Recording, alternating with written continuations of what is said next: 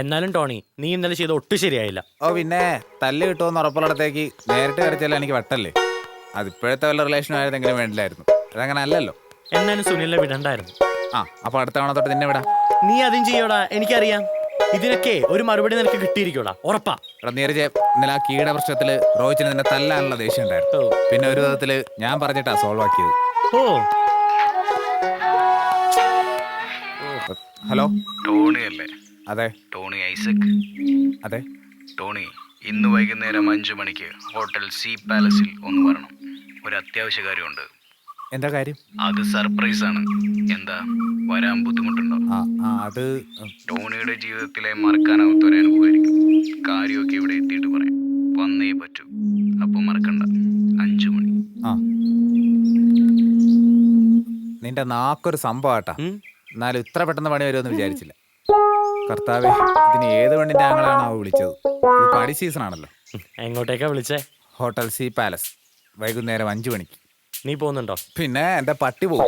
സുനില് എടാ വേണ്ടടാ, ഇനി അവനെ തല്ലു വിളിക്കണ്ട. ഇന്നലത്തെ അടിയുടെ ക്ഷീണം തന്നെ മാറിയിട്ടില്ല. എടാ അതുകൊണ്ടാ അവനെ തന്നെ പറഞ്ഞു വിടുന്നത്. അവന്റെ ദേഹത്തിൽ അടിയുടെ പാടുകളൊക്കെ ഉണ്ടല്ലോ.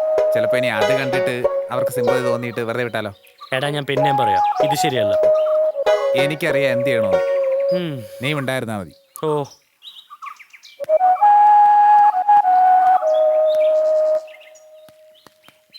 സുനിലേ, എനിക്കൊരു തെറ്റ് പറ്റിപ്പോയടാ. ഇന്നലെ രാത്രി ഞാൻ ഒരുപാട് വിഷമിച്ചു. ഞാൻ കാരണം നിനക്ക് ഈ അടിയെല്ലാം കൊള്ളേണ്ടി വന്നത്. പോട്ടെ ടോണി, ഇനി പറഞ്ഞിട്ട് എന്താ കാര്യം? ടോണി അറിയാതെ ചെയ്തല്ലേ, ഒക്കെ കഴിഞ്ഞില്ലേ? ഇല്ലടാ, എനിക്ക് പ്രായശ്ചിത്തം ചെയ്യണം. അതൊന്നും വേണ്ട ടോണി. വേണം, എന്റെ വിഷമം മാറ്റാണെങ്കിലും നീ സമ്മതിക്കണം. ടോണി ഇങ്ങനെയൊക്കെ പറയുമ്പോ ശരി, ടോണിയുടെ ഇഷ്ടം. നീ ഇന്ന് വൈകുന്നേരം 5 മണിക്ക് ഹോട്ടൽ സീ പാലസ് പോയിട്ട് നീ ടോണിയാണെന്ന് പറയണം. ഇന്നലെ ഒരു തവണ പറഞ്ഞ പോരെ, ഇനിയും വേണോ? ഇതങ്ങനെയല്ല, ഇതെന്റെ ഒരു പ്രായശ്ചിത്തമാണ്. ഇത് വേറൊരു കാര്യം, നീ സമ്മതിക്കണം. എന്താ അവിടെ? അതൊക്കെ ഉണ്ട്, ഒരു സർപ്രൈസാ. സർപ്രൈസ് അടിയായിരിക്കും. ഉണ്ടായിരടാ, നീ പോണം. പോയില്ലെങ്കിൽ നീ എന്നോട് ദേഷ്യം മനസ്സ് സൂക്ഷിക്കുകയാണെന്ന് ഞാൻ കരുതും. അതൊന്നുമില്ല. അപ്പൊ നീ പോണം. ഈ ദിവസം നിന്റെ ജീവിതത്തിൽ മറക്കാനാകാത്തൊരു ദിവസമായി. ഇന്നലെ മറക്കാനാവാത്തൊരു ദിവസമായിരുന്നു, അത് മറക്കണ്ട. എന്റെ ടോണി എനിക്ക് വിശ്വാസം. എന്നാ വിശ്വാസം വെച്ച് സോറി. ശരി, ഒന്നുകൂടെ പ്ലാസ്റ്റർ ഇടേണ്ടി വരുമോ? നിനക്ക് ഞാൻ തരണം. അത് പിന്നെ അവൻ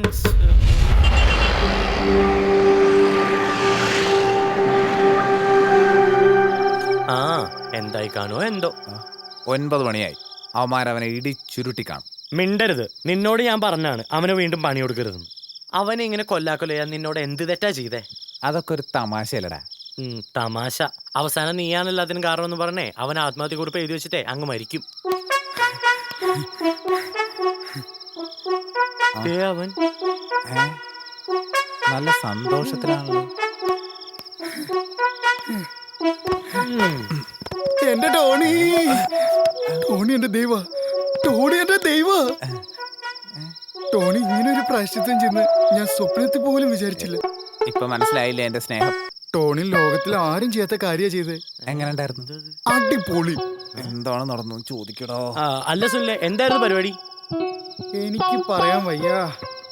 ടോണി അന്നൊരു ഡ്രസ് എടുത്തപ്പോ ഒരു നറുക്കെടുപ്പ് ഉണ്ടായിരുന്നില്ലേ, അത് അടിച്ചു. സിനിമാ നടി അംബിക ബാലന്റെ ഒപ്പം ഒരു ഡിന്നർ. എനിക്ക് എപ്പോഴും വിശ്വസിക്കാൻ പറ്റില്ല. ഞങ്ങളിതേ ഇങ്ങനെ ഇരുന്നേ. ഇങ്ങനെ ഒരു ഭാഗ്യം ആരെങ്കിലും മറ്റുള്ളവർക്ക് കൊടുക്കൂ? നീരജ് എന്താ പറഞ്ഞത്? വീണ്ടും അടി തരാൻ പറഞ്ഞുവിടുന്നു. ഞാൻ എപ്പോഴേ പറഞ്ഞില്ലേ, ടോണി സാറിന് എനിക്ക് വിശ്വാസ. ദേ ഫോട്ടോയൊക്കെ ഉണ്ട്. ടോണി ഇരിക്കേണ്ട സ്ഥലത്താ ഞാൻ. നന്നായിട്ടില്ലേ? നന്നായിട്ടുണ്ട്. ഞാൻ പോയി ഈ ഫോട്ടോ എല്ലാവർക്കും കാണിച്ചു കൊടുക്കട്ടെ. ഇങ്ങോട്ട് താഴെ തടിയാ ടോണി.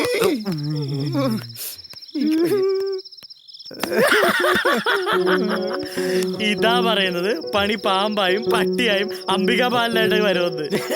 നിനക്ക് ഇത് തന്നെ വേണം. അയ്യോ, ആരുമില്ല ഇതെനിക്ക് പറഞ്ഞു ചിരിക്കാൻ.